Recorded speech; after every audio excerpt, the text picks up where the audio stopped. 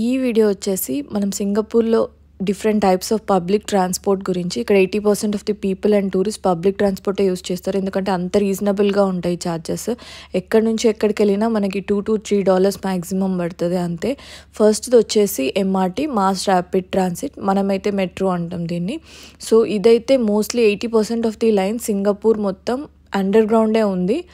Around the airport ఒకటి మనం ఈ మెట్రో లైన్ బయట చూడొచ్చు, ఎంఆర్టీ లైన్ బయటికి చూడొచ్చు.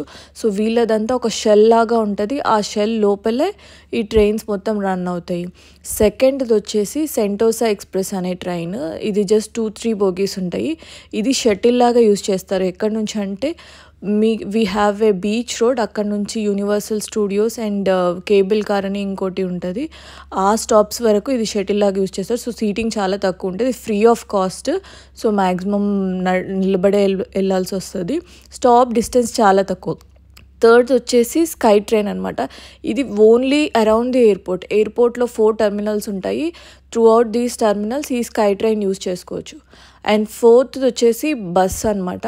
బస్ అయితే వీళ్ళ దగ్గర డబుల్ డెక్కర్ బస్సెస్ చాలా అంటే చాలా ఉన్నాయి. చాలా ఫన్ ఉంటుంది డబుల్ డెక్కర్ బస్సెస్లో.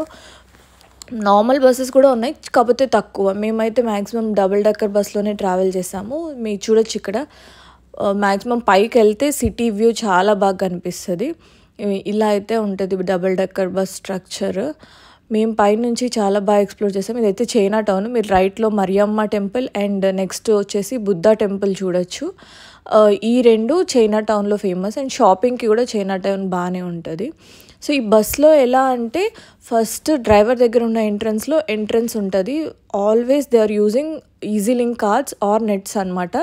ఇవి రీఛార్జ్ చేసి పెట్టుకోవాలి. మన మెట్రో కార్డ్స్ ఎలాగో అలా ఎగ్జిట్ అయ్యేటప్పుడు మళ్ళీ ఆ కార్డ్ స్వైప్ చేసేస్తే మనకి ఎంత అమౌంట్ కట్ అవుతుందో అంత డిస్ప్లే అవుతుంది. సో ఇక ఈ వీడియో అంతే. Thanks for watching. Do subscribe.